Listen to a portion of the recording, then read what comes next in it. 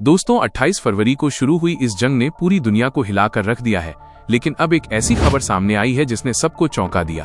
अमेरिकी राष्ट्रपति Donald Trump ने ऐलान किया है कि वो ईरान के साथ चल रही इस लड़ाई को 5 दिनों के लिए रोक रहे हैं और ईरान के परमाणु संयंत्रों पर फिलहाल कोई हमला नहीं किया जाएगा। सोशल मीडिया पर जो तस्वीरें आप देख रहे हैं वो AI द्वारा बनाई गई हैं, लेकिन हकीकत यही है कि इस टकराव में ईरान ने अमेरिका और इजराइल जैसी महाशक्तियों के सामने अपने तेवर ढीले नहीं होने दिए। अब ट्रंप की तरफ से शांति की पहल की बात कही जा रही है, जबकि ईरान का रुख अब भी साफ है कि समझौता सिर्फ उनकी शर्तों पर ही होगा और इजराइल को झुकना पड़ेगा।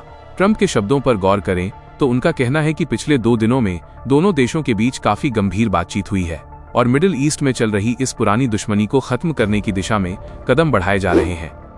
इन गहरी और काम की चर्चाओं के माहौल को देखते हुए, जो अब पूरे हफ्ते जारी रहेंगी, अमेरिकी राष्ट्रपति डोनाल्ड ट्रंप ने अपनी मिलिट्री को साफ कह दिया है कि ईरान के बिजली घरों और उनके खास ठिकानों पर होने वाले सभी हमलों को अभी 5 दिनों के लिए रोक दिया जाए। ये फैसला पूरी तरह इस बात पर टिका होगा कि होने वाली मीटिंग्स और बातचीत कितनी कामयाब रहती है। ट्रंप के इस ऐलान के बाद अब ईरान की तरफ से भी रिएक्शन आया है। तस्नीम न्यूज एजेंसी के मुताबिक ईरान के एक बड़े अधिकारी का कहना है कि ट्रंप को अपने कदम इसलिए पीछे खींचने पड़े क्योंकि ईरान की धमकियां अब सच में असर दिखाने लगी थीं। साथ ही शेयर बाजार का दबाव और अमेरिका और पश्चिम देशों में बढ़ता आर्थिक खतरा भी इस फैसले की एक बहुत बड़ी वजह बना है। युद्ध की शुरुआत से ही कुछ लोगों के जरिए ईरान तक मैसेज भेजे गए, लेकिन ईरान का साफ कहना था कि जब तक उन्हें अपनी सुरक्षा का पूरा भरोसा नहीं हो जाता, वे पीछे नहीं हटेंगे। यहाँ गौर करने वाली बात यह है कि अब ट्रंप के फैसले और उनके रुख को लेकर काफी चर्चा हो रही है। कुवैत के आसमान से एक वीडियो सामने आया है जिसमें दावा किया जा रहा है कि एक अमेरिकी विमान गिर रहा है। हालांकि अमेरिका इन खबरों को पूरी तरह से नकार रहा है। रिपोर्ट्स की माने तो ईरान के ऊपर अब अमेरिका और इजराइल के लड़ाकू विमानों की उड़ानें काफी कम हो गई हैं। इसकी वजह ईरान का डिफेंस सिस्टम बताया जा रहा है, जिसने कई विमानों को निशाना बनाने का दावा किया है। ईरानी मीडिया का कहना है कि उनके नए मिसाइल सिस्टम की वजह से आसमान में उनकी पकड़ मजबूत हुई है और अब आधुनिक विमानों की सुरक्षा पर भी सवाल उठने लगे हैं। एक्सपर्ट्स का मानना है कि ये घटनाएं दिखाती हैं कि अब हवा में ताकत का संतुलन बदल रहा है।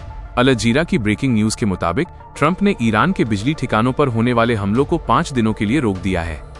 हर तरफ इसी बात की चर्चा हो रही है। इस बीच भारत के प्रधानमंत्री नरेंद्र मोदी ने भी मिडिल ईस्ट के तनाव पर अपना बयान रखा है, लेकिन उन्होंने अमेरिका की आलोचना नहीं की। इसे लेकर राहुल गांधी ने प्रधानमंत्री पर निशाना साधा और उनके रुख को कमजोर बताया है। BBC की रिपोर्ट भी यही कह रही है कि ट्रंप ने जंग खत्म करने और हमलों को टालने की बात कही है। इस बदलाव की वजह समझने के लिए CNN की खबर देखनी होगी, जिसमें ईरान ने धमकी दी थी कि अगर ट्रंप ने उनके ठिकानों को नुकसान पहुंचाया तो वे पूरे इलाके के बुनियादी ढांचे को तबाह कर देंगे। इस धमकी के तुरंत बाद ट्रंप के रुख में ये बदलाव देखने को मिला है। सवाल ये है कि ट्रंप क्यों झुक रहे हैं।